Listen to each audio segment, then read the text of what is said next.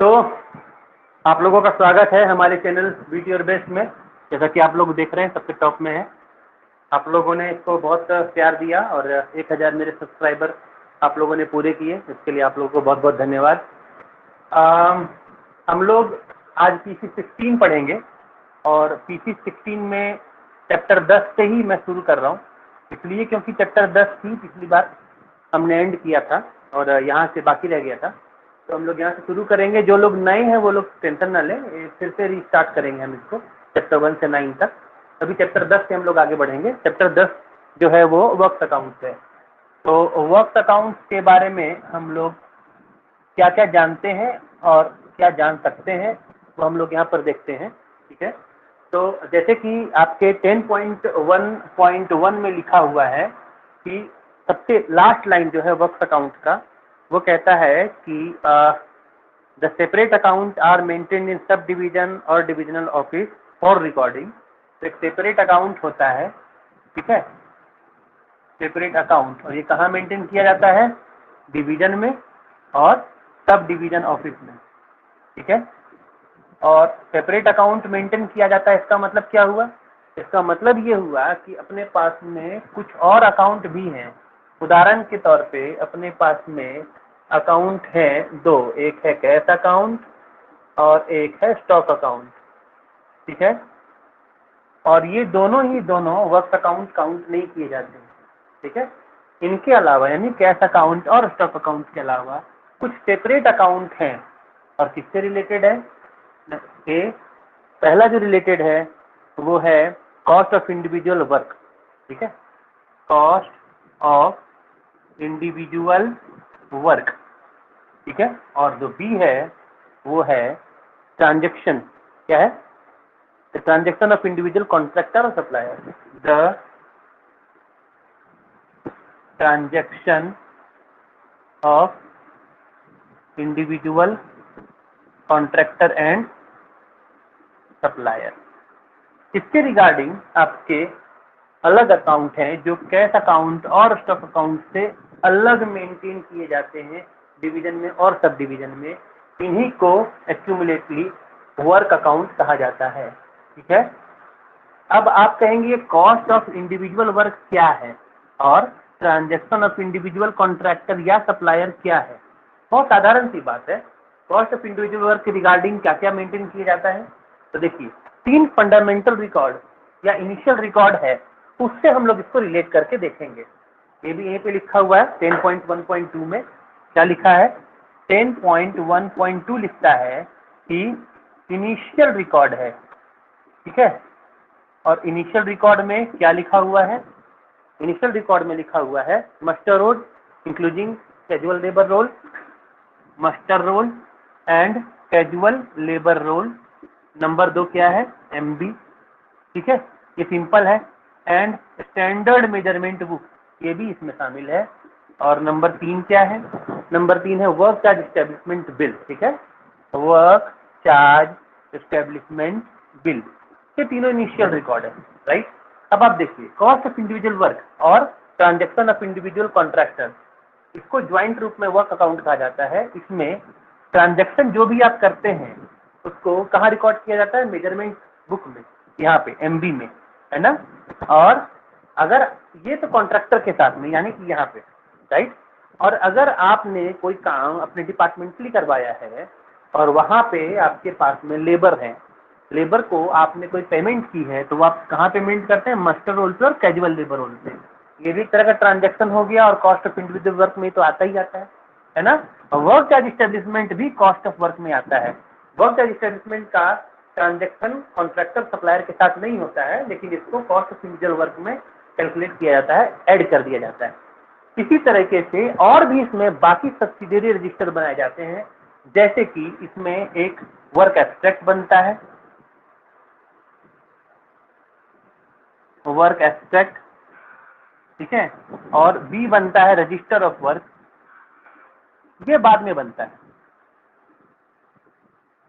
ये आप जब MB वगैरह रिकॉर्ड कर लेते हैं उसके बाद बनता है। कॉन्ट्रैक्टर और सप्लायर के साथ ट्रांजैक्शन में क्या बनता है? कॉन्ट्रैक्टर लेजर बनता है।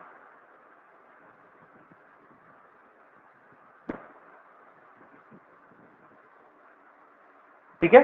तो आप देख सकते हैं कि आपका वर्क अकाउंट जो कि आपको यहाँ पे पढ़ना है, बेसिकली इन्हीं के बारे में पढ़ना है। ठीक है, बाद में आएगा work extract, register of work या कॉन्ट्रैक्टर्स लेजर, सब बाद में आएगा। इनिशियली आपको मेजर मास्टर रोल और casual labour roll, measurement book और स्टैंडर्ड मेजरमेंट बुक और वर्क चार्ज एस्टेब्लिशमेंट बिल के बारे में पढ़ना है। बाद में इनके बारे में भी पढ़ना है, work extract, register of work, contractors ledger के बारे में। ठीक है, तो हम लोग डिटेल में अब लोग शुरू करते हैं। राइट, चलिए कोई भी एक आदमी 10.1.1 पढ़िए। मैंने एक ओवरड्राफ्ट कर दिया, ओवरव्यू दे दिया आप लोगों को। ठीक है, और अब जब आप लैंग्वेज पढ़ेंगे तो आपके लिए वो चीजें आसान हो जाएंगी। चलिए पढ़िए।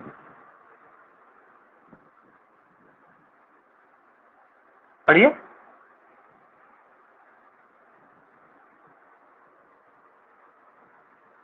नहीं, मेरी आवाज आ रही कि नहीं आ रही? हाँ या ना? Expenditure on the construction or maintenance of a work may be divided broadly into two classes, such as cash stock charges. In addition to the main charge, there are other charges affecting the cost of work. For example, there may be charges incurred in other divisions, department or government, materials received from them or services rendered by them. Or there may be cash receipts such as are taken in reduction of expenditure in accordance with the rules. To account for all these charges. हाँ ठीक है, रुक गई। तो पहली बात क्या थी? एक्सपेंडिचर ऑफ वर्क, जो मैंने पहले बता दिया है, कैश अकाउंट या कैश चार्जेज और स्टॉक चार्जेज होता है। उसके अलावा कुछ अदर चार्जेज भी हैं। कुछ अदर चार्जेज कैसे हैं? जैसे कि आपके बिहाफ में कोई दूसरा डिवीजन काम कर दे, ठीक है, और आपको कोई दूसरा डिवीजन सप्लाई कर दे मटेरियल का, या टूल्स एंड प्लांट की सप्लाई कर दे। ऐसी स्थिति में जब आपको उसको पेमेंट करना होगा, एक तरह की आपकी लाइबिलिटी बन जाती है। अब आपकी लाइबिलिटी दो तरीके से है, या तो कॉन्ट्रैक्टर काम कर दे और सप्लायर सप्लाई कर दे, तो उस समय वहां पर लाइबिलिटी बनती है आपको कॉन्ट्रैक्टर सप्लायर के प्रति। या दूसरे डिवीजन से आपको या तो मटेरियल मिल जाए या तो वो आपके बिहाफ में सर्विस रेंडर करे, वहां पर भी आपको उसको पेमेंट करना पड़ता है। इस तरह की आपकी लाइबिलिटी बनती है। ऐसी स्थिति में अदर चार्जेज होते हैं। अगर मान लीजिए कि कोई दूसरा डिवीजन आपके बिहाफ में कोई काम करता है, तो उसको दो तरीके से पेमेंट किया जा सकता है। एक तो आप उसको डिपॉजिट ही दे दें पूरे का पूरा, या अगर कुछ पार्ट उसने काम किया है आपका और वो आपसे पेमेंट नहीं लेगा, तो वहां पर रिडक्शन ऑफ एक्सपेंडिचर के तौर पर उसको काउंट किया जाता है। यहाँ पे देख लीजिए क्या लिखा हुआ है। लिखा है कि कुछ other charges, for example there may be charges incurred in other division, department और government, material received from them, मतलब कि मेरी बिहाफ में किसी और डिपार्टमेंट ने खर्च किया है या काम किया है, या वहां से हमको मटेरियल मिल गया है, और सर्विस रेंडर्ड बाय देम, उन्होंने मेरी बिहाफ में कोई सर्विस रेंडर किया है, और देयर में भी कैश रिसीट, अगर कुछ और तरीके से हमें कैश रिसीट मिल गया है, such as are taken in reduction of expenditure in accordance with this rule. ऐसी स्थिति में जब हमको उसके लिए अलग से कोई पेमेंट नहीं करना पड़ रहा है, हम उसको रिडक्शन ऑफ एक्सपेंडिचर के तौर पे लेते हैं। तो यह तीन कंडीशन है। कौन सा कंडीशन है? Charges incurred in other division और गवर्नमेंट, ठीक है। बी क्या कह रहा है? कह रहा है कि material supplied by them, material supplied और सर्विस रेंडर्ड, ठीक है, बाय देम। और क्या कह रहा है? और कह रहा है कि कैश रिसीट, ठीक है, कैश रिसीट। इन सभी मामलों में ये हमारा रिडक्शन ऑफ एक्सपेंडिचर काउंट होगा, मतलब कि खर्चे में कमी, रिडक्शन ऑफ एक्सपेंडिचर काउंट होगा, ठीक है। इसके बाद में यही एक समझने जैसा था। इसके बाद में मैंने एक्सप्लेन कर दिया है कि वर्क अकाउंट किससे कहते हैं, इनिशियल रिकॉर्ड किसे कहते हैं, ये भी मैंने एक्सप्लेन कर दिया है। 10.1.3 कोई पढ़ना शुरू कीजिए। The measurement of work done by daily rated labour, पढ़िए कोई भी। 10.1.3 पढ़िए। The measurements of work done by daily rated laborers on a master roll are recorded in the measurement books. The payment to contractors and others for the work done or other services rendered are made on the basis of measurements recorded in the measurement book. अब रुक जाइए। इसका मतलब क्या हुआ, देखिए language के चक्कर में नहीं पढ़ना है आपको। मैंने पहले ही बताया कि एक मास्टर रोल होता है, ठीक है। मास्टर रोल में आप कोई भी काम करते हैं, करवाते हैं, तो उसके दो पार्ट होते हैं, पार्ट 1 और पार्ट 2, ठीक है। किसके? मास्टर रोल के, है ना। पार्ट 1 में आप अटेंडेंस बनाते हैं, एब्सेंस भी नोट करते हैं, ठीक है। और पार्ट 2 में प्रोग्रेस ऑफ वर्क,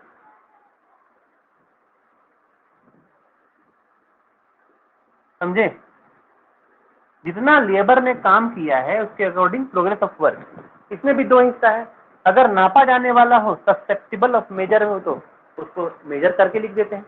अगर नॉन सस्पेक्टिबल ऑफ मेजरमेंट हो तो उसको फिर एक सर्टिफिकेट लिख देते हैं कि इतना काम हुआ है। तो ये दोनों जो है मापे जाने लायक, मापे जाने लायक, कहने का मतलब क्या है, मान लीजिए कि बिल्डिंग बनाना है, ठीक, बिल्डिंग यहाँ से यहाँ तक चला गया, दीवार की जोड़ाई हो रही है, तो यहाँ थी अब यहाँ आ गई, तो उसको मेजर किया जा सकता है कितनी ईंटों की जोड़ाई हो गई। तो मिट्टी फेंकना है तो कितना मिट्टी फेंक दिया, मिट्टी काटना है कितना मिट्टी काट दिया, कहीं की साफ सफाई करनी है कितनी साफ सफाई कर दी। कई बार मेजर नहीं करना पॉसिबल नहीं है, तो ऐसी स्थिति में वो मापे जाने लायक नहीं भी हो सकता है। तो ऐसी स्थिति में उसको सर्टिफिकेट दिया जाता है, नहीं मापे जाने लायक, है ना। ये किसकी हम बात करते हैं? मास्टर रोल की। मास्टर रोल के दोनों ही केस में, यानी पार्ट 1 और पार्ट 2 में जो भी एंट्री होती है, इसका सीधे सीधे एंट्री होती है एमबी में, मेजरमेंट बुक में। और मेजरमेंट बुक में जब इसकी एंट्री होती है तभी जाकर के इसको बिल में एंट्री करते हैं, और बिल में एंट्री करने के बाद में फिर इसका पेमेंट प्रोसेस होता है। मेरा कहने का मतलब क्या है? मेरा कहने का मतलब यही है कि मास्टर रोल अपने आप में इनिशियल रिकॉर्ड जरूर है, पर पेमेंट के लिए सफिशिएंट रिकॉर्ड नहीं है, ठीक है। यहाँ पे 1.3 कहता है the measurement of work done by daily rated labour on a master roll are recorded in the measurement book, जो मैंने आपको एक्सप्लेन किया है, ठीक है। और इसमें ऐसा कुछ नहीं है। Now we are moving to the point 10.1.4 पे पढ़ना शुरू कीजिए, पढ़िए। General instructions in regard to preparation of master roll and recording of the quantum of work done in measurement book, and also of writing the measurement in respect of work done by contract and supplies made in measurement book, including standard measurement books, are detailed in this chapter in paras 10.2.3 and 10.2.7 to 10.2.9.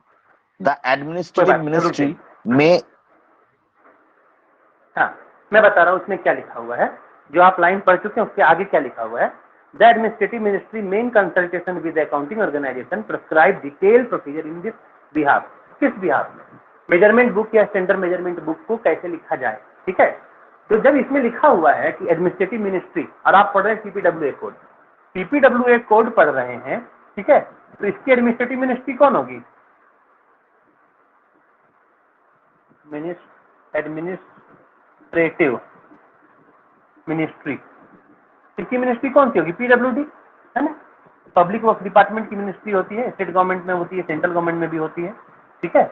इसकी जो ministry होती है या इसकी administrative ministry, इनके अपने accounts department के यानी कि सीसीए से कंसल्ट करके और मेजरमेंट बुक कैसे लिखा जाएगा इसके बारे में डिटेल रूल बना सकती है। और जब इस डिटेल रूल के बारे में मैंने सुना समझा तो मैंने सोचा कि क्यों ना हम लोग सीपीडब्ल्यूडी वर्क्स मैन्युअल 2014 जो कि आपके सिलेबस में है उसको पढ़ा जाए, और मैंने पढ़ा, ठीक। इसका चैप्टर 2 है, किसका? सीपीडब्ल्यूडी वर्क्स मैनुअल 2014, ठीक है। इसका जो चैप्टर 2 है उसमें आपको मेजरमेंट बुक के बारे में लिखा हुआ है।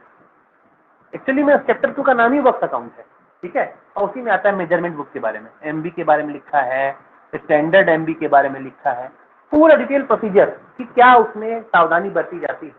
और जब मैंने उसको देखा तो मुझे ये समझ में आया कि सीपीडब्ल्यूए कोड का लाइन बाय लाइन उतारा हुआ है, कहीं कहीं थोड़ा सा डिफरेंस है। उदाहरण के तौर पे मेजरमेंट बुक के राइटिंग के बारे में 2-3 डिफरेंसेस जो मुझे उसमें मिले, उसमें पहला डिफरेंस क्या है जो आपको इसमें नहीं मिलेगा, वो तो आप जो इसमें मिलेगा आप तो देख ही लेंगे। पहला डिफरेंस क्या है कि इसमें लिखा हुआ है कि मेजरमेंट बुक जो भी मेजर किया जाता है वहां पर कॉन्ट्रैक्टर को प्रेजेंट रहना पड़ता है। कॉन्ट्रैक्टर को पहले इंटीमेट कर दिया जाता है कि हम फलानी जगह पर जाके आपका मेजरमेंट कर रहे हैं, और उनको 10 दिन पहले इंटीमेट किया जाता है कि फलानी डेट को आपका मेजरमेंट होगा। तो ये रूल है जो आपको सीपीडब्ल्यू कोड में नहीं मिलेगा। और डिपार्टमेंटल मैनुअल 2014 में है। जब वहां पर कॉन्ट्रैक्टर मौजूद रहता है तो ठीक, उसके सामने मेजरमेंट किया जाएगा। हो सकता है उसने ज्यादा काम किया हो, इंजीनियर कम मेजर करे। लेकिन मान लीजिए कॉन्ट्रैक्टर वहां मौजूद नहीं है, ऐसी स्थिति में इंजीनियर हमारा जो भी मेजर करेगा वो फाइनल होगा। उसके बाद भी कॉन्ट्रैक्टर को और 7 दिन का मौका मिलता है, वो मेजरमेंट में जो भी देख ले कि इसमें क्या मेजर किया गया है, और उसको देख लेने के बाद में वो क्लेम करे, क्लेम करके बता दे कि इसमें से जो मेजर किया गया है वो कम किया गया, मैंने ज्यादा का काम किया है। ऐसी स्थिति में जो जूनियर इंजीनियर ने अगर एमबी रिकॉर्ड किया है तो वो असिस्टेंट के पास में जाके कंप्लेन करे या चीफ इंजीनियर के पास जाके कंप्लेन करे। जब वो जाके कंप्लेन करता है तब उसकी कंप्लेन पर सुनवाई होती है, और फिर अगर नेसेसरी कोई करेक्शन है तो करेक्शन उसमें करेक्ट किया जाता है। लेकिन मान लीजिए कि कॉन्ट्रैक्टर वहां मौजूद नहीं था, उसके बाद उसने कोई अपील नहीं करी, अब हमने उसका पेमेंट कर दिया बिल पास करने के बाद में, अब वो कंप्लेन करेगा तो क्या उसका क्लेम वैलिड होगा? जवाब है नहीं। What is measured is full and final MB because it is an initial record, हम बाद में उसमें किसी भी तरह का करेक्शन नहीं कर सकते। ऐसी स्थिति में MB के बारे में ये बातें लिखी हुई हैं कि जब आप उसको पेमेंट दे रहे होते हैं, कॉन्ट्रैक्टर को इसमें इनिशियल करना जरूरी है कि मैं सेटिस्फाइड हूँ जो इसमें मेजर किया गया है बिल बनाने से पहले, और उसको साइन करना पड़ता है, समझे? तो इस तरह से छोटी छोटी चीजों को बताया गया है। आप उसको देखेंगे, बहुत सिंपल लैंग्वेज में है, हम लोग इसको इसके साथ में रिलेट करके चलने की कोशिश करेंगे, ठीक है ना? तो अभी हमने क्या देखा कि एडमिनिस्ट्रेटिव मिनिस्ट्री है जो ये तय करती है कि उसका डिटेल प्रोसीजर क्या होगा। तो उसके ऊपर में लिखा हुआ था कि इसके आगे में जो जनरल इंस्ट्रक्शन है regarding preparation of master roll and recording of the quantum of work measurement book and also of writing the measurement in respect of work done by contract and supplies made in measurement book including standard measurement book are detailed in the chapter in para 10.2.3 and 10.2.7। ठीक है, इसका 10.2.3 and 10.2.7 हम जाकर के देखेंगे कि इसमें क्या लिखा हुआ है। इसमें देखिए बहुत सी बातें लिखी हुई हैं, जैसे कि मेजरमेंट बुक में क्या क्या लिखना चाहिए और क्या नहीं लिखना चाहिए, मेजरमेंट बुक लिखते समय कौन सी सावधानी बरतनी चाहिए, मेजरमेंट बुक में अगर गलती हो जाए तो हम लोग उसको कैसे करेक्ट करेंगे। तो चूंकि हम लोग 10.2.3 का एक बार रेफरेंस देख लिया है, एक बार हम लोग 10.2.3 जाते हैं। तो चलिए जरा 10.2.3 देखें। एक बार 10.2.3 शुरू कीजिए पढ़ना, 10.2.3, और उसके बाद में हम लोग पढ़ेंगे 10.2.7। चलिए 10.2.3 पढ़िए पढ़िए। With the following exceptions, all persons engaged departmentally for the execution of works are considered as day laborers and their wages should be drawn on master rolls from 21 and charged to the estimates। यहाँ पे देखिए term आपने देखा are considered as day labour, और आपने फिर 10.1.3 में देखा the measurement of work done by daily rated labour.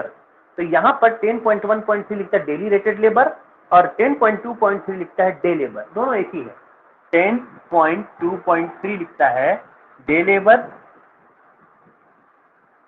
और 10.1.3 लिखता है डेली रेटेड लेबर, दोनों एक ही है, इसीलिए दोनों में कोई कंफ्यूजन मत पालिएगा, ठीक है।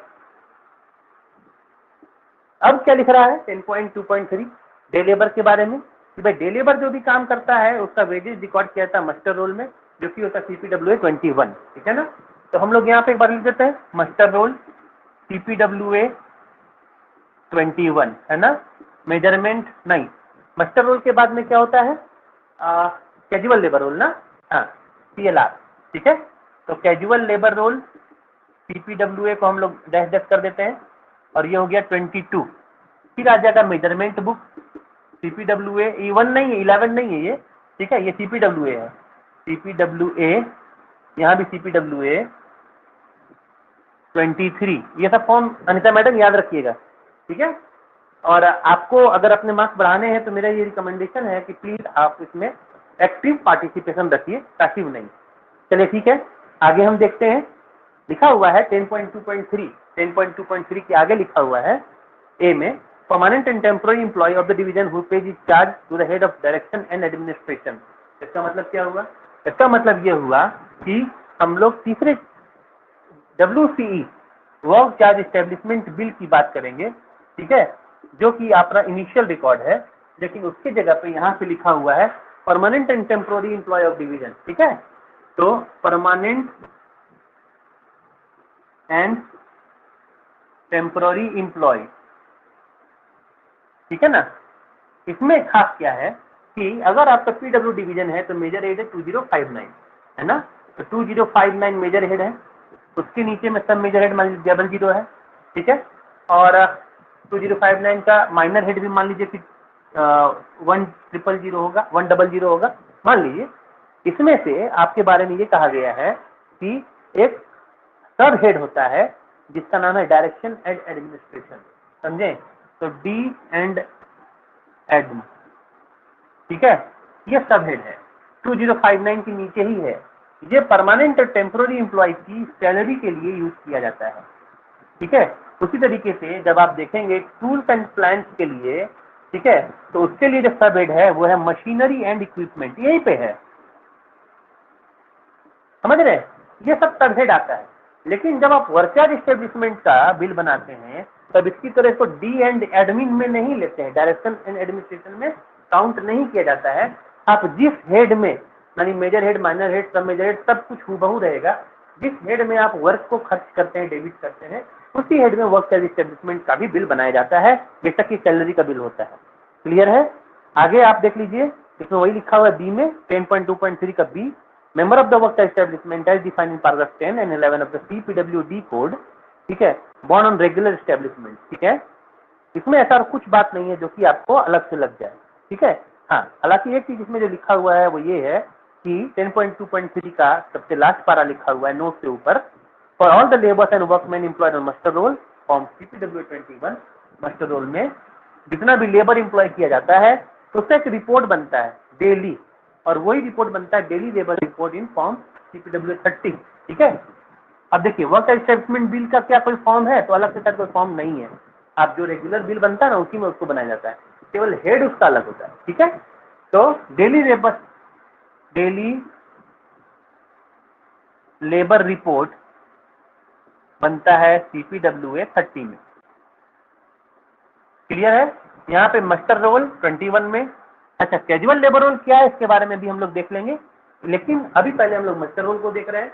मस्टर रोल के लिए एक हर दिन डेली लेबर रिपोर्ट जाता है CPW 30 में। कहा जाता है टू डिवीजन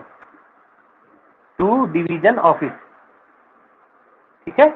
और डिवीजन ऑफिस में जाने के बाद में हम लोग इसके आधार पे टैली कराते हैं। क्या कराते हैं देख लीजिए, इसमें आगे लिखा हुआ है indicating the number of labours and workman employed is required to be sent on each day to subdivision office oblique divisional officer, ठीक है। तो दोनों में जाता है, सब डिवीजन में भी और डिवीजन में भी जाता है। And any discrepancy between labour report and muster roll will be investigated as soon as the latter are received for payment, ठीक है। तो जब मस्टर रोल के आधार पर पेमेंट होता है, पेमेंट इसके आधार पर नहीं होता है, लेकिन डेली लेबर रिपोर्ट जब हमारे पास में आता है तो मस्टर रोल के आधार पर पेमेंट करने से पहले हम इससे कंपेयर करते हैं, टैली कराते हैं। क्लियर हो गया। चलिए, नोट जो इसका इंपॉर्टेंट है वो क्या है कि लेबर रिपोर्ट और मस्टर रोल कंटेनिंग 15 पर्सन और less are not required to be sent. Daily labour report daily जाता है, डेली, ठीक है। बट इफ 15 पर्सन और लेस, नो रिपोर्ट सेंट, समझे। अगर 15% से कम हो जाए, 15% और कम, मतलब कि 15 होना चाहिए, तब तक माफ है। 16 होगा फिर माफ नहीं है, 16 होगा तो डेली लेबर रिपोर्ट भेजना होगा, ठीक है। तो ये आपका मास्टर रोल को आपको दिखाई दिया। अब हम लोग देखेंगे CLR, casual labour roll. CLR को देखने के लिए आपको देखना होगा 10.2.3 और 10.2.3 का H, 10.2.3 का H। कोई भी आदमी 10.2.3 का H पढ़िए प्लीज।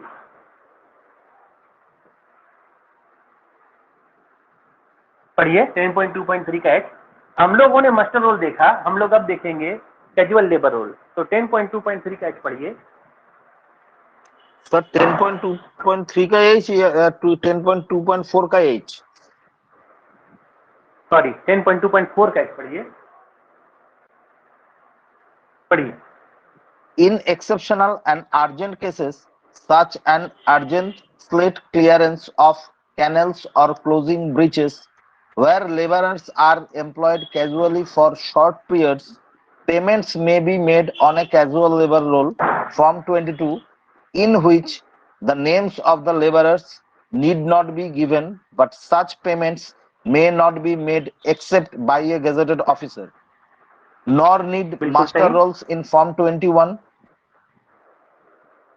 Nor पढ़िए, need आगे master पढ़िए। rolls in nor need master rolls in Form 21 be used in the case of work done on requisition.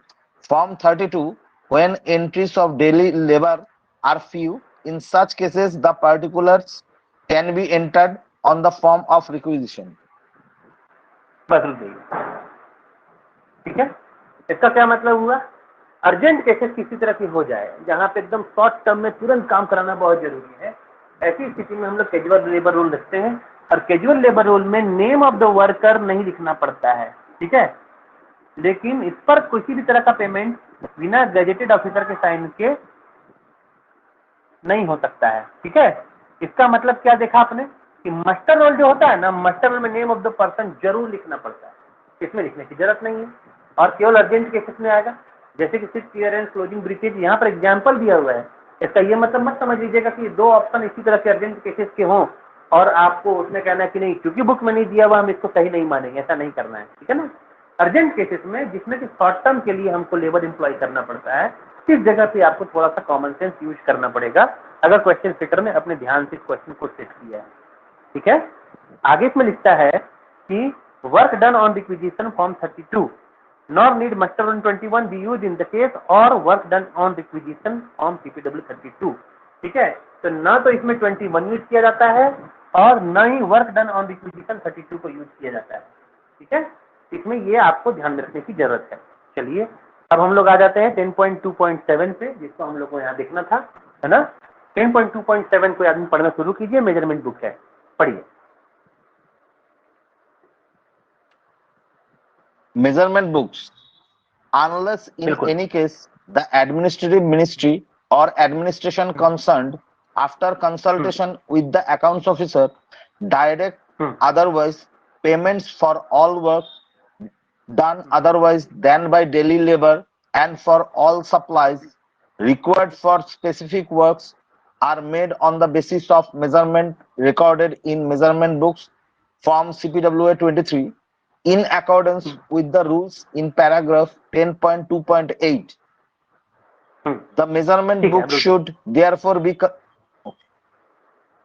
हाँ ठीक है, कोई बात नहीं। अब देखिए रुक जाइए। इसका मतलब आपने क्या देखा कि मेजरमेंट बुक एक बहुत फंडामेंटल रिकॉर्ड है।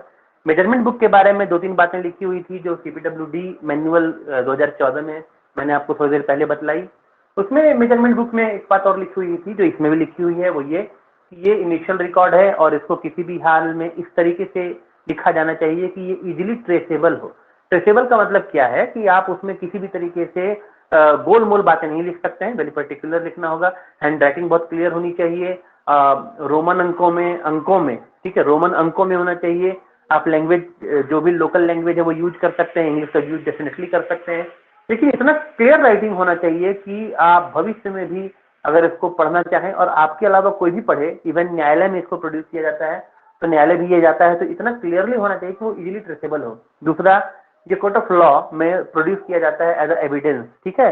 इसका मतलब क्या हुआ कि कोर्ट ऑफ लॉ में आपके जो इनिशियल रिकॉर्ड 3 मैंने बतलाए थे आपको, जैसे कि मेजरमेंट बुक, जैसे कि master roll and casual labour roll, और वर्क एस्टेब्लिशमेंट का जो बिल है वो, और 2 और मैंने लिखवाए थे, कैश अकाउंट और स्टॉक अकाउंट। ये सब इनिशियल रिकॉर्ड के तौर पे कोर्ट ऑफ लॉ में एज एन एविडेंस प्रोड्यूस किए जाते हैं, इसलिए आपको इसके बारे में बहुत ध्यान से इसको रखना भी है, लिखना भी है और रखना भी है। वहां पे एक बात और कही गई जो सीपीडब्ल्यू वर्क मैनुअल में कहा गया है कि एमबी जब भी कहीं भी ट्रांसफर किया जाए तो कोई आपका या तो डिप्यूटेड एम्प्लॉय होना चाहिए जो रिस्पॉन्सिबल होगा, या इसको स्पीड पोस्ट से भेजा जाना चाहिए। 2-3 केस साफ मना किया गया है, जैसे कि आप इसको कहीं भी कुरियर से नहीं भेज सकते हैं। दूसरा, किसी भी बाहरी आदमी को नहीं दे सकते हैं। अनऑथराइज्ड पर्सन को टच करने की आजादी बिल्कुल भी नहीं है। इसमें एमबी के बारे में एक और बात लिखी गई थी कि जब भी किसी से इसको ट्रांसफर किया जाता है और रिटर्न बैक लिया जाता है, हर हाल में आपको इसके लिए एक रजिस्टर बनाया गया है जिसको कि रजिस्टर ऑफ एमबी कहा जाता है। उसका नंबर है 92। रजिस्टर ऑफ एमबी 92 में आप उसका ट्रांजिट मेंटेन करते हैं। आज आपके पास में है, कल किसी और के पास में गया, और ऐसा ही ट्रांजिट डिवीजन में भी मेंटेन होता है, ठीक है। रजिस्टर ऑफ एमबी फॉर्म 92, ठीक है, ये डिवीजन में भी मेंटेन होता है और सब डिवीजन में भी, और डिवीजन से सब डिवीजन में जाएगा तो यहां से ये लिखेगा कि हम किस सब डिवीजन को दे रहे हैं, और सब डिवीजन जब किसी जेई को देगा, जूनियर इंजीनियर को, तो ये भी लिखेगा कि हमने किस जूनियर इंजीनियर को किस तारीख को दिया है, और इसमें रजिस्टर ऑफ एमबी फॉर्म 92 में उसकी साइन होती है, ठीक है। तो उसके बारे में ये लिखा गया है कि जब आप एमबी लिख लेते हैं तो उसमें कौन कितना परसेंटेज चेक करेगा, उसके आधार पे सब डिवीजन क्लर्क बिल बनाता है, और बिल बना करके चेक एंड बिल साइन करता है सब डिविजनल ऑफिसर, ठीक है। और जब वो वापस आता है पास होने के लिए डिवीजन में, तब डिविजनल अकाउंटेंट की रिस्पॉन्सिबिलिटी है कि उसको 92 से टैली करावे, यानी एमबी की एंट्री 92 में हुई है कि नहीं हुई है, ये उसका देखने का रिस्पॉन्सिबिलिटी है डिविजनल अकाउंटेंट का। और ये आपको इसमें सीपीडब्ल्यूए कोड में नहीं लिखा हुआ है, सीपीडब्ल्यूडी वर्क्स मैनुअल 2014 में लिखा हुआ है। इसके साथ साथ जब भी बिल बन जाता है उसको डायगोनल रेड इंक से क्रॉस करते हैं, और जब उसका पेमेंट होता है, ध्यान से सुनिएगा, बिल बनता है तो एमबी को डायगोनल इंक से क्रॉस करते हैं, और जब उसका पेमेंट होता है तब उसको डबल क्रॉस नहीं करते हैं। वहां पे जहां पे मेमोरेंडम ऑफ पेमेंट लिखा जाता है, एक एब्स्ट्रैक्ट बनाया जाता है पेमेंट का, जिसमें कि ग्रॉस वर्क, उसके बाद डिडक्शंस, उसके बाद नेट चेक वैल्यू वगैरह सब लिखा जाता है, वहां पे उसका इंडोर्समेंट किया जाता है। इंडोर्स करने का मतलब ये है कि वहां पर उसकी कॉन्ट्रैक्टर की साइन ली जाती है, बिल का रेफरेंस नंबर लिखा जाता है, इस तरीके से इंडोर्स किया जाता है। उसमें यह भी लिखा हुआ है कि जो कैशियर होता है, जो कि मेजरमेंट बुक में बिल के साथ में उसका एब्स्ट्रैक्ट बनाता है, वो रेडिंग्स में बनाता है, किसी भी तरह का कोई भी करेक्शन अलाउड नहीं है। अगर कोई करेक्शन किया जाता है तो वो अकाउंट क्लर्क या कैशियर के द्वारा हर हाल में रेड इंक में ही किया जाता है, ठीक है। और कोई भी अगर करेक्शन होता है तो जो रिस्पॉन्सिबल ऑफिसर है वहां पे उसका इनिशियल करेगा। सीपीडब्ल्यूडी वर्क मैनुअल में एक बात और लिखी हुई है कि जिसका जितना परसेंटेज चेक है वो परसेंटेज चेक उस ऑफिसर को करना है। एग्जीक्यूटिव इंजीनियर को ये पावर दिया गया है कि वो जो खुद परसेंटेज चेक करता है उसको चाहे तो फोरगो कर सकता है। उदाहरण के तौर पे 10% चेकिंग उससे अनिवार्य है, वो चाहे तो CNP लिख सकता है, चेक एंड पास, ठीक है, और चाहे तो ना भी लिखे। लेकिन अगर वो ऐसा नहीं लिखता है तो होल एंड सोल उसको किसी भी तरह के करेक्शन की या करेक्टनेस की रिस्पॉन्सिबिलिटी लेनी पड़ती है। अगर वो चेक नहीं करता है तो ये लिख करके या कह करके नहीं बच सकता है कि मैंने चेक नहीं किया इसीलिए ये सही है या गलत मुझे नहीं पता है। नहीं, ऐसा कुछ नहीं है, आपको चेक करना होगा। आप तभी उसको फॉरगो कर सकते हैं जब आप 100% श्योर हैं कि इसमें किसी भी तरह की कोई गलती की गुंजाइश नहीं है। तो ये एमबी के बारे में मोटा मोटी बहुत सारी बातें जो कि इस बुक में नहीं लिखी हुई हैं, सीपीडब्ल्यूडी वर्क्स मैनुअल 2014 में लिखी गई हैं, मैंने आप लोगों को बतलाई, ठीक है। यहाँ पे आपको मैंने बता दिया। एक डिटेल मेजरमेंट के बारे में भी लिखा हुआ है, मेजरमेंट बुक तो है ही, ठीक है। एक स्टैंडर्ड मेजरमेंट, डिटेल मेजरमेंट और कुछ नहीं है। डिटेल मेजरमेंट दरअसल मेजरमेंट बुक में डिटेल एंट्री करनी पड़ती है। चलिए हम इसको आपको थोड़ा सा एक्सप्लेन करते हैं कि डिटेल मेजरमेंट क्या है और स्टैंडर्ड मेजरमेंट क्या है, ठीक है। तो एमबी का तो आपने देख लिया, ये फॉर्म 23 में आता है। डिटेल मेजरमेंट जो आपको टर्म यूज किया गया है इसी एमबी में है, ठीक है। डिटेल मेजरमेंट के बारे में जो लिखा गया है इसी एमबी में 10.2.8 10.2.8 मैं पढ़ के बताता हूँ क्या लिखा हुआ है। लिखा हुआ है कि in recording detail measurement the following general instruction should be carefully observed. इसका क्लियर मतलब यही है कि आपको इसमें क्या इंस्ट्रक्शन ऑब्जर्व करना है, रूल्स या रेगुलेशंस ऑब्जर्व करने हैं वो आप देख लीजिए। पर ये एमबी का जो आप फॉर्म 23 है उसके बारे में ही कहा गया है, ठीक है। तो ए लिखा हुआ है subject to such subsidiary order as may be laid down by the administrative ministry, जो कि आपका वर्क मैनुअल 2014 में है। Concern detail measurement should be recorded only by executive engineer, assistant executive engineer और असिस्टेंट इंजीनियर और by the executive subordinate in charge of work to whom measurement book have been supplied for the purpose. नहीं, यहाँ पे चूंकि आप work manual 2014 पढ़ेंगे और यहाँ पे लिखता है कि डिटेल मेजरमेंट कौन लिखेगा, एग्जीक्यूटिव इंजीनियर लिख सकता है, असिस्टेंट एग्जीक्यूटिव इंजीनियर लिख सकता है, असिस्टेंट इंजीनियर और सबऑर्डिनेट टू हिम, ठीक।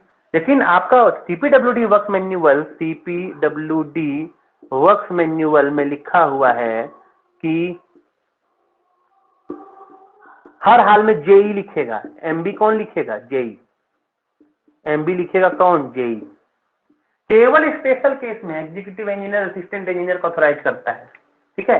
ऐसा नहीं कि नहीं कर सकता है, एग्जीक्यूटिव इंजीनियर तो जो भी ऑर्डर करेगा असिस्टेंट इंजीनियर को मानना ही पड़ेगा, लेकिन केवल स्पेशल केस में जेई नहीं लिखता है, असिस्टेंट इंजीनियर लिखता है। और जहां पे स्पेशल कोई डिपार्टमेंट ने रूल बनाया है कि वहां पर केवल एग्जीक्यूटिव इंजीनियर को ही लिखना होगा, वहां पे ही केवल एग्जीक्यूटिव इंजीनियर लिखता है।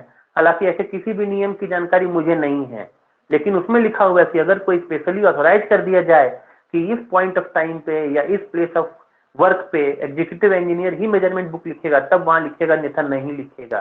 तो मेजरमेंट बुक कौन लिखता है? ऑलवेज जेई, ठीक है।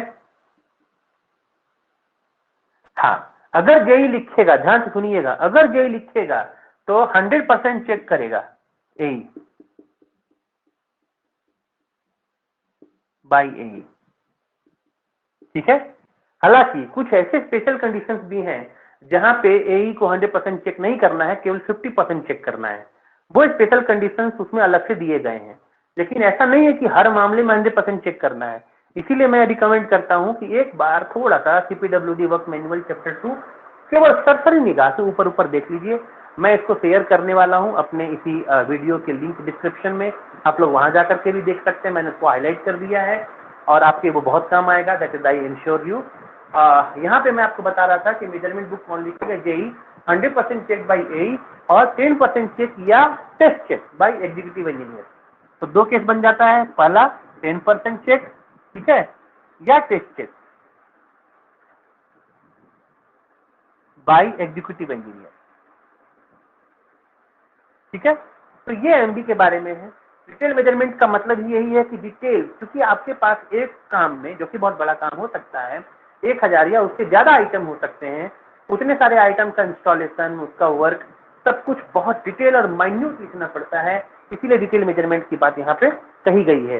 हालांकि इसी के पारा बी में लिखा हुआ है कि all items of work in a project respective of their cost. हाँ, यहाँ पे ये इंपॉर्टेंट टर्म है, रिस्पेक्टिव ऑफ देयर कॉस्ट, ये इंपॉर्टेंट टर्म है, रिस्पेक्टिव ऑफ देयर कॉस्ट।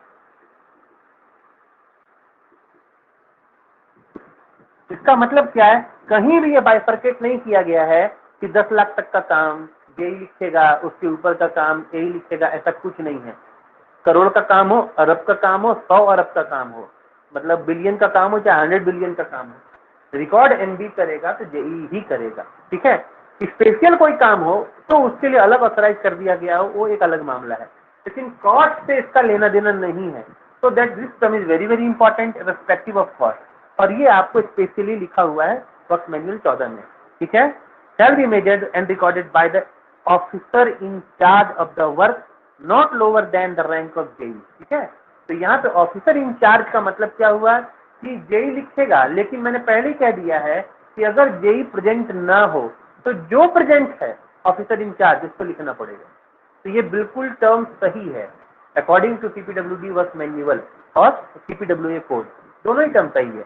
तो हर हाल में जेई लिखेगा, ठीक है। जब जेई लिखेगा तब 100% चेक यही करेगा, पर प्रेजेंट जेई नहीं है तो जो ऑफिसर इंचार्ज है, ऑफिसर, तो आप कहेंगे कि एमबी कौन लिखेगा अगर ये क्वेश्चन सीपी मैंने एमसीक्यू में पूछ दे, एग्जाम में पूछ दे, ठीक है। तो आप क्या करेंगे? अगर officer in charge not lower than JE लिखा हुआ है तो आप इसी को टिक मारेंगे, क्योंकि ऑफिसर इंचार्ज समटाइम जेई से ऊपर हो सकता है। नॉट लोअर देन का मतलब जेई तो हो ही सकता है, जेई से ऊपर भी हो सकता है, ठीक है। आगे लिखता है the officer accepting the tender for any work may stipulate and required the assistant executive engineer और assistant engineer to record measurement himself, ठीक है। तो यहाँ पे बहुत इंपॉर्टेंट है कि जो टेंडर एक्सेप्ट करता है, इसका मतलब क्या हुआ? हर टेंडर डिविजनल ऑफिसर यानी कि एग्जीक्यूटिव इंजीनियर एक्सेप्ट नहीं करता है। कुछ टेंडर ऐसे हैं जो बड़ी क्वांटिटी के हैं, वहां पे respective of cost of work, यहाँ तो हुआ इररिस्पेक्टिव ऑफ देयर कॉस्ट ना, लेकिन जो टेंडर एक्सेप्टिंग का जो पैरामीटर है वो अकॉर्डिंग टू द कॉस्ट है। उदाहरण के तौर पे 5 लाख का टेंडर एग्जीक्यूटिव इंजीनियर के ऑफिस में खोला जाएगा या वो एक्सेप्ट कर सकता है। 25 लाख तक या 50 लाख तक सुपरिटेंडिंग इंजीनियर, उसके ऊपर में चीफ इंजीनियर और उसके ऊपर में हायरार्की बनी हुई है, डिपार्टमेंट में जाता है, मिनिस्ट्री में जाता है। तो वहां पर जो टेंडर एक्सेप्ट करता है, मान लीजिए कि एग्जीक्यूटिव इंजीनियर ने किया तो वो ऑर्डर करेगा सुपरिटेंडेंट ने किया तो वो ऑर्डर करेगा, चीफ ने अगर टेंडर एक्सेप्ट किया तो वो ऑर्डर करेगा। तो जो टेंडर एक्सेप्ट करता है वो ऑर्डर करेगा कि मेरे इस काम का रिकॉर्ड कौन करेगा एमबी में। तो जो टेंडर एक्सेप्ट करता है उसने जिसको ऑथराइज किया है उसको एमबी रिकॉर्ड करना पड़ता है। हालांकि एग्जीक्यूटिव इंजीनियर कम ही ऑथराइज होता है, असिस्टेंट इंजीनियर को समटाइम ऑथराइज किया जाता है, ये मेरा एक्सपीरियंस है, मैंने देखा भी है गुजरात में खास, ठीक है ना। ऐसी स्थिति में जो एमबी लिखेगा उसके ठीक ऊपर वाले को 100% चेक करना होगा। जे ने लिखा तो ए चेक करेगा, ए ने लिखा तो एग्जीक्यूटिव इंजीनियर चेक करेगा, ठीक है। एग्जीक्यूटिव इंजीनियर शायद ही लिखते हैं, ठीक है, इसलिए मैं पहले कह रहा हूँ कि आप लोग इसके बारे में पैनिक मत हो जाइएगा। तो ये डिटेल रिकॉर्डिंग के बारे में, all measurement should be recorded neatly and directly in measurement book at the site of work and nowhere else. ऐसा होता नहीं है, ठीक है। हमेशा मेजरमेंट कहीं और ही लिखा जाता है, साइट ऑफ वर्क में केवल रफ पेपर पे उतार लिया जाता है, प्रैक्टिकल में बता रहा हूँ, ठीक है। लेकिन ऐसा आप एमसीक्यू में नहीं लिखेंगे। प्रैक्टिकल में यही होता है कि उसको लेके वो घर आ जाते हैं। यहाँ तो और ज्यादा झमेला है, यहाँ पर तो झारखंड में लोगों ने टेंडर दे रखा है, लिखने वाला स्पेशल है जो कि ऑफिस का आदमी नहीं है, तो तमाम ऑफिस के मेजरमेंट बुक लिखता है और उसके लिए वो रिस्पॉन्सिबल होता है। नीट एंड क्लीन उसका उतारने का काम है। यानी कि आप अगर एक डिवीजन में जाएंगे तो वहाँ भी उसी की हैंड राइटिंग पाएंगे, दूसरे डिवीजन में जाएंगे तो वहाँ भी उसी की हैंड राइटिंग पाएंगे। गजब हाल है। खैर, मेजरमेंट बुक में क्या लिखना चाहिए? लिखना चाहिए full name of work, situation of work, name of contractor, number and date of his agreement, date of written order in commencement work और वर्क ऑर्डर जिसको हम लोग पॉपुलरली कहते हैं, number and date of his agreement, date of actual completion of work, date of measurement and reference to the previous measurement. ये कहाँ लिखा हुआ है? ये लिखा हुआ है 10.2.8 का ABCDEF नहीं, ई का 1 में, ठीक है। Each set of measurement should commence with entry stating. तो हम लोग क्या देख रहे हैं? 10.2.8 का ई, ठीक है, कि क्या मेजरमेंट बुक में लिखा जाना चाहिए, ठीक है ना। तो मैंने पढ़ दिया है, मुझे लगता है कि आप लोगों को थोड़ा सा बोरियत जैसा लगा होगा। आप लोग खुद पढ़िए, थोड़ा सा एंगेजिंग रहेगा। 10.2.8 का ई पढ़िए।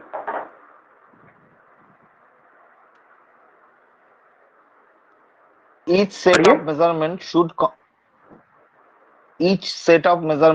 should commence with entry stating in the case of bills for work done, full name of work as given in estimate or agreement, situation of work, name of contractor, number and date of his agreement, date of written order to commence work, date of actual completion of work, date of measurement and reference to the previous measurement.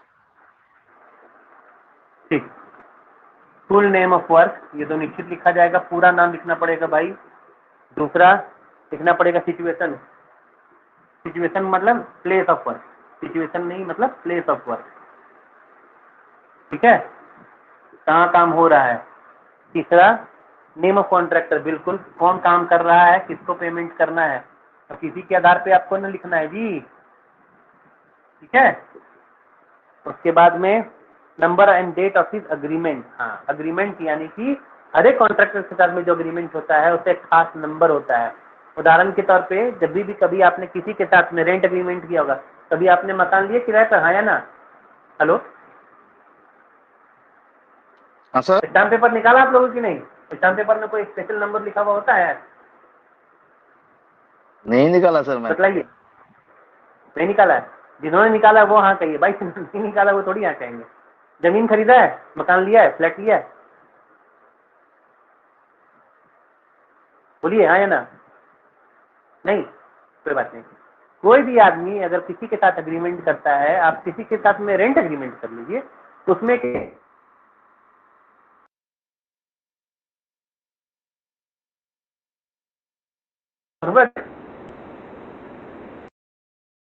Executive engineer के साथ में, तो वहां पे agreement number होता है और आपको इसको मेजरमेंट बुक में लिखना पड़ता है।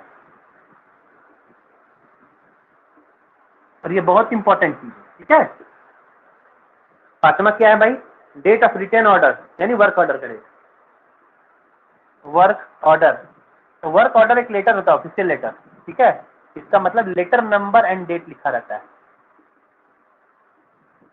ये एक ऑफिशियल ऑर्डर है, ठीक है। एग्रीमेंट एक अलग चीज है। एग्रीमेंट क्या है? मैंने आपसे एग्रीमेंट कर लिया, ठीक है, लेकिन आपको बताता हूँ कैसे काम होता है। टेंडर आपने भेजा, भरा, आपका टेंडर ओपन हुआ, टेंडर एक्सेप्टिंग अथॉरिटी मान लीजिए कि चीफ इंजीनियर है, तो उनके चैम्बर में टेंडर ओपन हुआ। ओपन होने के बाद में 4 कॉन्ट्रैक्टर थे, L1, L2, L3, L4। जो L1 हुआ उसको हमने वर्क ऑर्डर नहीं दिया है, उसके साथ में हमने अग्रीमेंट किया है। अग्रीमेंट कब करते हैं? जब वो एसडी देता है, ठीक है, 2.5% एसडी जमा करेगा, ठीक है, तब हम उसके साथ में अग्रीमेंट करेंगे, ठीक है। और अग्रीमेंट के बाद में वर्क ऑर्डर कब हुआ जाएगा? देखिए, वर्क ऑर्डर साइट क्लियरेंस के बाद मिलता है, समझे कि नहीं? और जो टाइम स्टार्ट होता है जिसके आधार पे हम लोग डिले इन टाइम कैलकुलेट करते हैं, जिसको कि हम लोग पॉपुलरली लिक्विडेटेड डैमेज कहते हैं, टाइम एक्सटेंशन वाला मामला, वो वर्क ऑर्डर के डेट से होता है, ठीक है, अग्रीमेंट की डेट से नहीं होता है। अग्रीमेंट का मतलब है कि अब हम आपको ही काम देंगे, अब आप एक घर बनाना चाहते हैं, ठीक, एक कॉन्ट्रैक्टर काम से आपको हम काम करवाना चाहते हैं, उसके रेट वेट के बारे में फाइनल कर लिया, तो उसके बाद में अग्रीमेंट कर लिया। इनको वर्क ऑर्डर कब देंगे? वर्क ऑर्डर तब देंगे जब हो सकता है कि आपके प्लॉट पे पानी पड़ा हुआ हो, पहले पानी निकलवाइए, ठीक, कॉन्ट्रैक्टर ने कह रखा हो कि वो गड्ढा खुदवाइए, उसके बाद हम आपका काम स्टार्ट करेंगे, ठीक है। तो अब आप गड्ढा खुदवाने में आपको 5-6 दिन लग गए, जब गड्ढा खुदेगा उसका उसको क्लियरिंग किया जाएगा, तब जा करके आप उसको कॉन्ट्रैक्टर को देंगे। तो आपका एग्रीमेंट का डेट और वर्क ऑर्डर का डेट सेम नहीं होता है, ठीक है। इसीलिए मैंने कहा कि वर्क एक ऑर्डर एक ऑफिशियल लेटर है, उसके लेटर नंबर होता है, डेट होता है। अग्रीमेंट नंबर जो होता है ये ऑफिशियल लेटर नहीं है, ये तो नॉन जुडिशियल स्टैम्प पेपर पे आप अग्रीमेंट किसी के साथ में करते हैं, है ना। इसलिए दोनों में डिफरेंस आपको समझ में आ गया होगा। वर्क ऑर्डर हमेशा साइट क्लियरेंस के बाद ही इशू किया जाता है। आगे, number and date of the agreement वो लिख दिया मैंने। Number of actual completion of work, ठीक है, नंबर है नहीं, date of actual completion of work, ठीक है, date of actual completion of work. ये हर बार नहीं लिखा जाता है, ये लिखा जाता है जब आपका फाइनल पेमेंट हो जाए। तो फाइनल पेमेंट से पहले जब आपका वर्क कंप्लीट हो जाए तब वहां पे इसको लिखा जाता है, इसको हर बार नहीं लिखा जाता है। शुरुआत से ये एंट्री होती है 5 एंट्री, ये वाली एंट्री बाद में होती है, end of the work, right. Date of measurement, जब आपका मेजरमेंट कर लिया गया हो, और reference to the previous measurement, ये बहुत इंपॉर्टेंट है, ठीक है। यहाँ पे क्या लिखा हुआ है कि अगर आपका एमबी में बिल बनता है, एमबी के आधार पे, अब आपका जब बिल बन रहा है तो वहां पे मान लीजिए कि आपका ये 18वां बिल है, 18वां रनिंग अकाउंट बिल है ना, 18th running account bill, 18th RA bill. अगर आप 18th आरए बिल अभी बना रहे हैं तो आपको 17th आरए बिल के बारे में रेफरेंस देना पड़ेगा।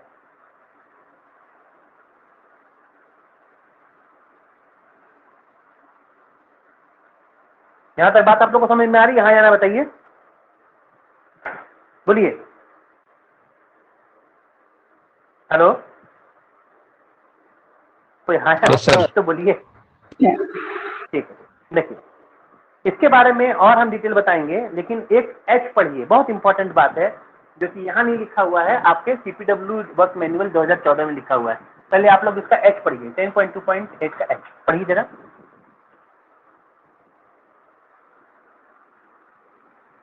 पढ़िए, नेक्स्ट पेज में। The pages of the book should be machine numbered. Entries should be recorded continuously and no blank pages left or page torn out. Any pages left blank inadvertently should be cancelled by diagonal lines, the cancellation being attested and dated. बस सुन देंगे, यहाँ पे क्या लिखा हुआ है, the pages of the book should be machine number. यहाँ पे सीपीडब्ल्यूडी वर्क मैनुअल 2014 में एक लिमिट बनाया गया। लिमिट क्या है? 15 लाख से अगर छोटा काम होगा, 15 लाख, हम telling once again, 15 lakh, 15 lakh, 15 lakh, ठीक है, 15 लाख से अगर छोटा काम होगा तो एमबी का जो बुक होता है छोटा होता है, सब छोटा, ठीक है। तो उसका प्रिस्क्राइब फॉर्म होता है, वो बुक ना भी हो तो भी चलेगा, कोई प्रॉब्लम नहीं है। प्रिंटेड होता है लेकिन बुक के फॉर्म में नहीं होता है, ठीक है। हालांकि झारखंड में छोटा वाला ही बुक होता है, 15 लाख का काम हो या 15 करोड़ का या 15 अरब का काम हो, ठीक है, छोटा वाला एमबी है लेकिन वो प्रिंटेड है और बुक के फॉर्म में है। लेकिन सीपीडब्ल्यूडी में ऐसा नहीं है। सीपीडब्ल्यूडी में 15 लाख से अगर छोटा काम है तो वहां पे वो प्रिंटेड होगा, नहीं होगा, सॉरी, 15 लाख से छोटा काम है तो बुक फॉर्म में नहीं होगा, मशीन नंबर नहीं होगा। और 15 लाख से अगर बड़ा काम है तो बुक फॉर्म में होगा, मशीन नंबर होगा। और फिर बाकी जो प्रिकॉशंस लिखे गए हैं वो सेम टू सेम चलेंगे। Entries should be recorded continuously and no blank page left और पेज टर्न आउट का मतलब कोई पेज ब्लैंक नहीं होना चाहिए, कोई पन्ना फटा हुआ नहीं होना चाहिए, और डिविजनल अकाउंटेंट को इंश्योर करना है कि कोई पन्ना छूटा नहीं होना चाहिए, कोई पन्ना फटा हुआ नहीं होना चाहिए। जैसे कि उसको इंश्योर करना है कि फॉर्म 92 में चढ़ाया गया है कि नहीं। ठीक है, आगे any page left blank inadvertently should be cancelled by diagonal line, और अगर कोई पेज छोड़ दिया गया है तो डिविजनल अकाउंटेंट ही इंश्योर करता है कि उसको डायगोनल लाइन से क्रॉस कर दिया जाए। The cancellation being attested and dated, और कैंसिलेशन अटेस्ट करवाया जाता है किससे? सब डिविजनल ऑफिसर से। डिविजनल अकाउंटेंट खुद अटेस्ट नहीं करते, ठीक है, सब डिविजनल ऑफिसर आता है, जरा आओ काम तुम्हारा है, तुम करो, ठीक है ना, तो कैंसिलेशन को अटेस्ट करवाया जाता है। तो मैंने आपको नई बात क्या बताई? बस मैनुअल 14 के हिसाब से ये लिमिट 15 लाख है, क्योंकि वो आपके सिलेबस में है, वो आपको पूछा जा सकता है, ठीक है ना, इसीलिए मैंने आपको बता दिया। चलिए, ये आपने देखा measurement book. Standard measurement book के बारे में भी इसमें लिखा हुआ है। स्टैंडर्ड मेजरमेंट बुक आपका 10.2.10 में लिखा हुआ है। कोई आदमी 10.2.10 पढ़िए, स्टैंडर्ड मेजरमेंट बुक पढ़िए। Standard measurements. If standard measurements books of building are maintained in order to facilitate the preparation of estimates for periodical repairs, they may be utilized for the purpose of preparing contractors' bill for such repairs, subject to such subsidiary instructions as may have been laid down by the administrative ministry or administration concerned in consultation with the accounts officer for the efficient maintenance of the books, so that it may not be necessary to take detailed measurements on each occasion. Inter alia, the following precautions are necessary. अब रुक जाइए, इसका मतलब क्या हुआ? Standard MB जो होता है ना, वो बिल्डिंग के मामले में यूज किया जाता है, और पीरियडिकल रिपेयर का मामला होता है। उदाहरण के तौर पे पहले आपने डिटेल मेजरमेंट देखा। डिटेल मेजरमेंट क्यों किया जाता है? काम अभी हो ही रहा है, शुरुआत, बिल्डिंग बनी नहीं है, ठीक है, बिल्डिंग बन रही है, कल जमीन के अंदर का काम चल रहा था, फिर टाइलिंग का काम हुआ, फिर लिटन का, फिर छत का काम, अब दीवारें जुड़ गई हैं, प्लास्टर हो रहा है, सब एक फेज बाय फेज काम चल रहा है, नया कंस्ट्रक्शन हो रहा है, ठीक है। ऐसी स्थिति में आपको मेजरमेंट में डिटेल एंट्री करनी पड़ेगी। पर मान लीजिए कि सारी डिटेल एंट्री ऑलरेडी कर ली गई है, जैसे कि हमें पता है कि दीवार का स्क्वायर फीट कितना है, तो कलर में हमारा कितना खर्चा आया था ऑलरेडी हमें पता है, ठीक है।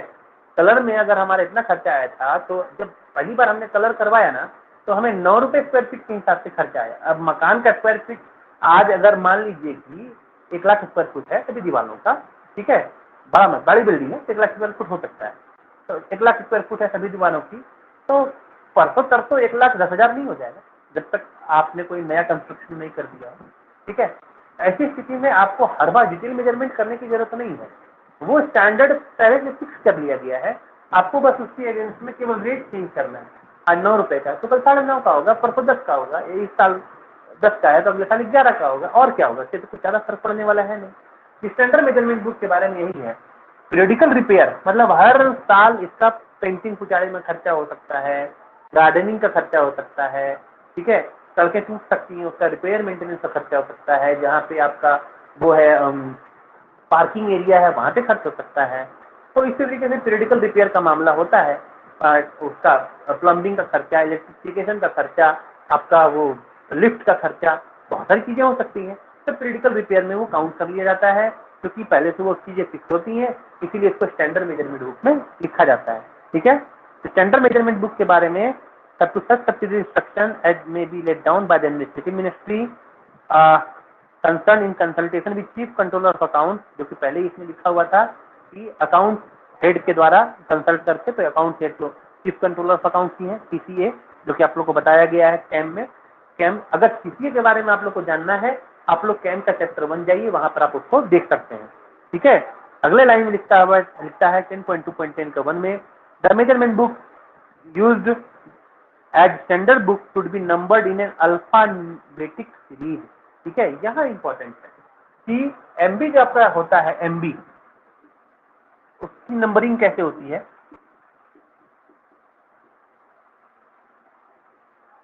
उसका होता है न्यूमेरिक, और स्टैंडर्ड मेजरमेंट बुक अल्फाबेटिक, ठीक है। इसका मतलब ये मत समझिएगा कि दोनों के फॉर्म्स अलग है, फॉर्म्स अलग नहीं है। ये जो नंबरिंग होता है फॉर्म 92 में होता है, ये आपको पता है ना, नहीं, फॉर्म 92, हाँ फॉर्म 92 में ही होता है, ठीक है, उसी का रजिस्टर होता है, उसी में से उसका यहाँ से वहाँ भेजा जाता है। तो फॉर्म 92 के हिसाब से वो न्यूमेरिक और ये अल्फाबेटिक नंबरिंग होता है। इसके अलावा इसमें और कुछ खास फर्क नहीं है, ठीक है। तो हमने आज क्या क्या देख लिया? हमने देखा muster roll, casual labour roll, measurement book और स्टैंडर्ड मेजरमेंट बुक। लास्ट हमारे पास में जो बचता है वो है वर्क चार्ज एस्टेब्लिशमेंट का बिल, ठीक है। वर्क चार्ज एस्टेब्लिशमेंट के बिल के बारे में भी हमने आपको थोड़ा सा बात बताई थी। तो ये कि इसका हेड में खर्चा होता है, रेगुलर में खर्चा नहीं होता है, और जो रेगुलर होता है वो डायरेक्शन एंड एडमिनिस्ट्रेशन होता है।